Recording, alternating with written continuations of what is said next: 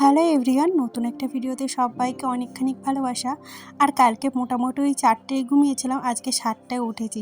আমি মাজা ঘষা ধোয়া করেছি, তারপরে দিদি বোনরা উঠেছে। তো এখন চা খাচ্ছি, আর কালকের কিছু ভাত ছিল সেটা জল ঝরিয়ে রাখলাম। আজকে ডাল আর পালং শাকের ঘ্যাট হবে। এই যে আমার ননদগুলো এসছে, ডাল হবে কালকের বাসি ডাল, আর এই যে ঘ্যাট। আর এই যে ননদগুলো এসছে, বসিয়ে বসিয়ে খাওয়াবো না, বসে বসে খাওয়াবো না আর কি, কাজে লাগাই দিচ্ছি। রান্না করবে আর খাবে।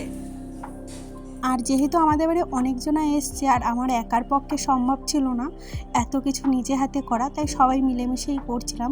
কেউ বসেছিলাম না, আর বলতে পারো 10-15 জন ছিল। তো এতজন আর কাজ একার পক্ষে করাও সম্ভব নয়, তাই সবাই হাতে হাতে করছিলাম। আর যখন আমার নতুন বিয়ে হয়ে এসেছিলো না, যখন দেখতাম এতজন একসাথে আসে, তখন কিন্তু আমি ভয় পেয়ে গেছিলাম। তখন আমি ভাবলাম কেন বিয়ে করলাম বা কী কারণে বিয়ে করলাম। আমি যদি আগের থেকে জানতাম আমার এতগুলো ননদ, তাহলে আমি কোনোদিনও বিয়ে করতাম না, সেটাই আমি ভাবছিলাম আর কি। আর যদিও এখন সেটা আমার মনে হয় না, কেননা আমার ননদগুলো এত ভালো যে আমার বাড়ি এসে না কোনো সময় বসে থাকে না, বলতে পারো আমার থেকে বেশিই করে। যাই হোক, অনেক ননদ আছে না হাতের পর হাত গুটিয়ে বসে থাকে, সেরকম একটাও আমার ননদ নয়। তার জন্য আমার কোনো সমস্যাই হয় না। অনেকক্ষণ বাদে ভিডিও করছি, কেননা সবাই কাজে ছিলাম। আর এখন যাবো হলো পাশে মন্দির দেখতে, তো চলো। আর এই যে মন্দিরটা দেখছে, একদম আমাদের বাড়ির কাছে 2-3 মিনিটের রাস্তা, বাট আমার সেরকমভাবে কোনোদিনও আসা হয় না। আসলে বাড়ির সমস্ত কাজ করার পর না, তখন আর ইচ্ছা হয় না যে আমি এখানে আসি আর কি। কোনো অনুষ্ঠান ছাড়া বা বিনা কারণে আসা হয় না। এই যে চলে এসেছি, আর চলো মন্দিরের ভেতরটা গিয়ে দেখাচ্ছি। মন্দিরের ভেতরটা কিন্তু ভীষণ সুন্দর, বাইরে থেকে যেমনই হোক না কেন, তবে এখন অনেকটা চেঞ্জ করেছে। আসার পর আমি বুঝতে পারলাম আরও সুন্দর করেছে। আমি যখন এসেছিলাম না, তখন এতটা ভালো ছিল না। আর এই যে নিচে দেখছে, এগুলো তখন খুব একটা ভালো ছিল না, এখন বেশ। আর একজনের স্বাদের অনুষ্ঠান হচ্ছে, দেখলাম এখানে ফটোশ্যুট করতে এসছে।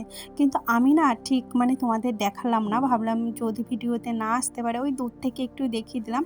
আর আমি আর আমার একটা ননদ একসাথে এসেছি, আর সবাই মোটামুটি আমি একটু সবাই খাওয়া দাওয়া করে গেছিলো, তো সেইগুলোই গুছাচ্ছিলাম আর কি। ওরা বাড়ি যাবে তার জন্য আর কি আমি গুছিয়ে রাখছিলাম, আর ওরা আগেই চলে এসেছিলো। এইখানে এই ঘরটা না, আমি যখন আগে এসেছিলাম করেনি। এই ঘরটাও ভীষণ ভালো লাগছিলো, জানো তো। এই যে আলপনা দিয়েছি, এত ভালো লাগছিলো না, কি বলবো। অনেকদিন পরে এসেছি, অনেকটাই চেঞ্জ হয়ে গেছে, আমার একদম বাড়ির কাছেই।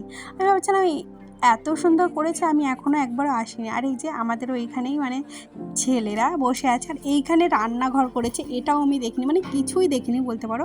অনেকটাই চেঞ্জ হয়ে গেছে 2-3 মাসের মধ্যে। আর এই যে তারপরে বাড়ি চলে এসেছি, এখন সবাই টাটা দিয়ে দিচ্ছে, এখন সবাই বেরিয়ে পড়বে। মনটাও একটু খারাপ ছিল চলে যাচ্ছে বলে।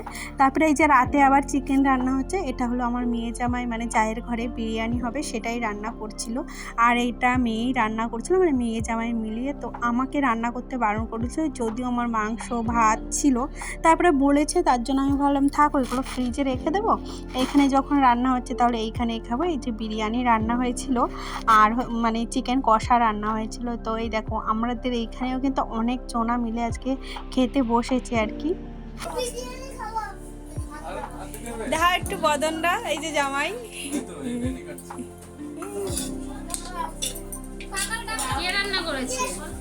বলো বলো, এই কেমন হয়েছে?